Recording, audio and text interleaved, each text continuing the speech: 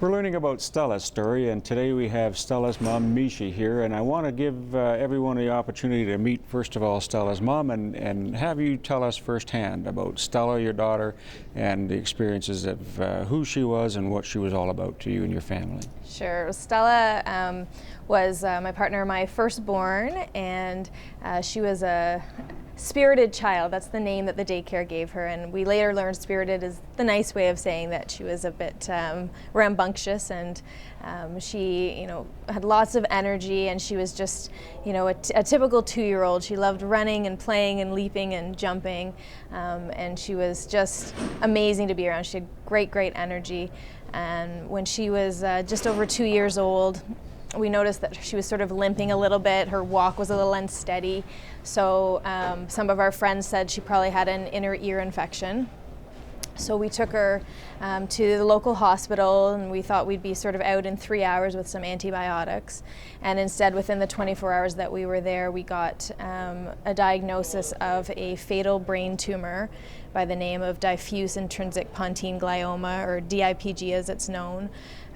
Essentially, they told us that the tumor would wrap around her brain stem and would slowly take away her faculties one by one, her ability to walk and talk and eat and eventually breathe, and that typically people with this type of tumor lived about 3 months. So it was a devastating and horrible moment and realization. She was still, other than a limp, she was still completely healthy. So, they're telling you this with this kid in your lap who's like pulling on a red balloon and demanding Timbits from Tim Hortons. So it was very hard to wrap our minds around. It was very hard to hear that it's got 100% fatality, that there is no cure. I think that in our society that cure is synonymous with hope, and essentially they took that away from us and said, prepare yourselves, your daughter will be dead within 3 months. So it was a very difficult diagnosis, hard for us to digest, hard for everybody to understand. When we had Linda Stewart and Linda Lee on talking about what their involvement was, it was very moving to hear from them what they experienced just through your family. Tell us a bit more about the family environment and who Stella was growing up, and we heard about her liveliness and so on. As any typical 2-year-old, I have 4 children myself, and I understand 2-year-olds. So if we were to talk about Stella and what she was experiencing, was she able to tell you things that she felt or what she wanted to do? We talked about going to the Riverdale. Yeah, I mean, as a 2-year-old, she had endless energy, as I'm sure you know, and she kept us very busy. She was our only child at the time, our first child, and she loved going to Riverdale Farm, which is a farm that's sort of located close to downtown Toronto, and she would run around the farm and talk to all the animals. She loved going and seeing the pigs, and she would plug her nose and she'd yell and say, "You stinky pigs, you go poo in the potty." And she loved, she has a cousin who was a year older than her, and they were just, thick as thieves, and they loved running around and playing together. And we live very close to both my parents and my partner's parents, so there was continuously family and people around, and she was sort of the second grandchild, first on my side, so the attention that she got was fairly palpable. So when we hear about the stories of what you did at the service and for everyone that attended, you would have had some input into what you wanted. I mean, obviously being told to go and make plans for a funeral service for a 2-year-old isn't easy. But I think the story that we're hearing is that, at least I'm getting, and many others, is that it was a very inspiring story in terms of the end of a wonderful life.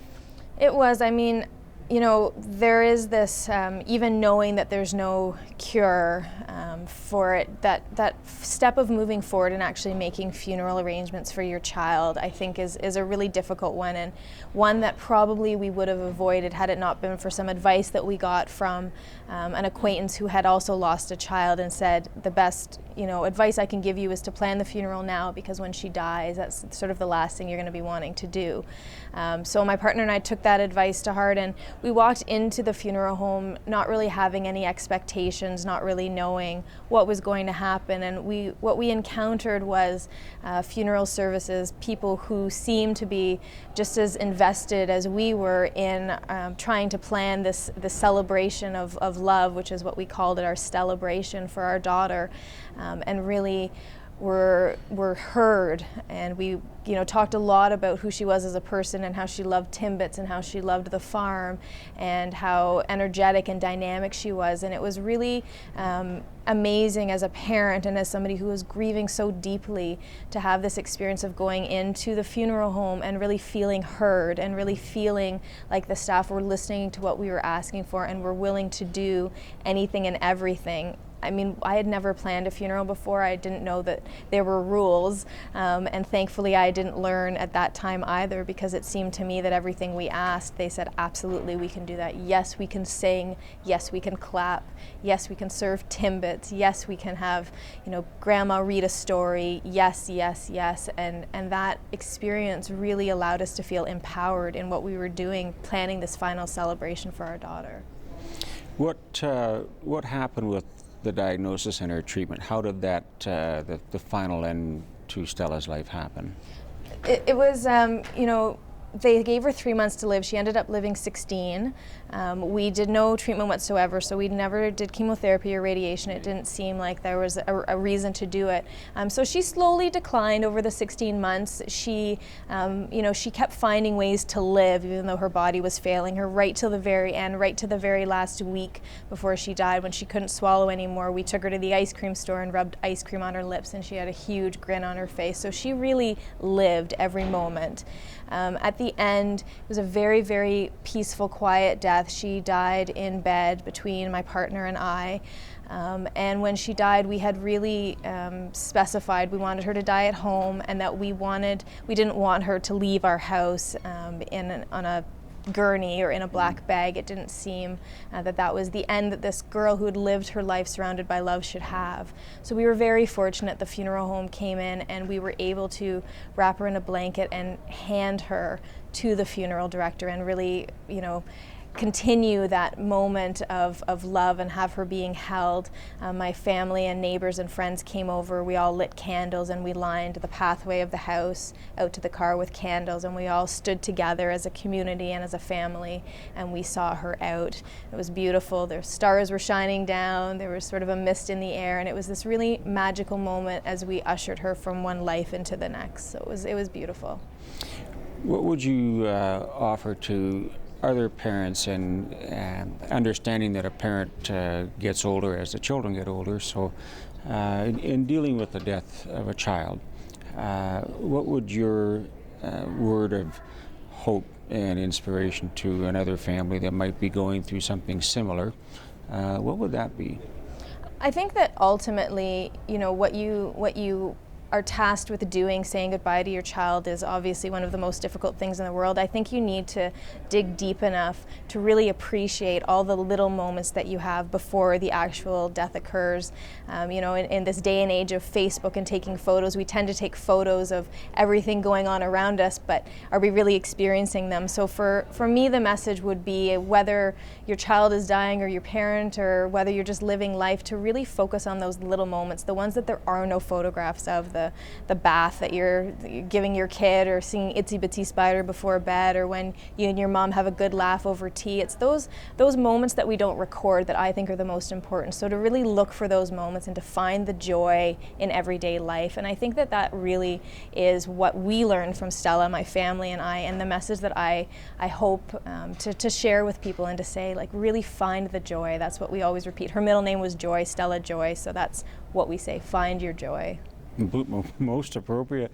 I'm just thinking back to some of the things you said earlier with regards to when you're handed a sentence like that you mentioned the hope was taken away, that the quality of life becomes something that becomes a really good focus for you. The ice cream for breakfast. Tell me more about that. So, you know, we were given the opportunity to parent our child in a way that I think a lot of us would like to parent, which is that not having to worry about, you know, brushing teeth or cavities or too much sugar. So we really just focused on living life the way she wanted. If she wanted to sit down and look at an earthworm for 35 minutes, we weren't tugging her along and saying, no, come on, we've got to get to piano class. We were able to just really be in the moment. She had ice cream for breakfast every single morning. She was delighted, and so, you know, as far as she was concerned, she had really won the life lottery, because her life became about that joy and finding the happiness and doing whatever it was that got that smile on her face. What would we have these stars that we're going to place? What if someone wanted to get something like that, would they be able to go to the website, or? Yeah, absolutely. There's a website on the back, stellastars.ca, and we'll send them to anybody who wants to have that moment with her. They were created because, as parents, we were one of the things we were most saddened about losing a child is that she wouldn't be able to visit and see the world. So this is our way of saying that Stella has made her mark, and she's gotten to see things that she otherwise never would have been able to, and we are always happy when somebody wants to take a minute and think of her and honor her life and her memory. So absolutely. Mishi, I can't thank you enough for making time for us today, and I wish you all the best, and may Stella's memory be eternal. Thank you. Yeah. Thank you very much. Thank you for joining us. We'll be right back.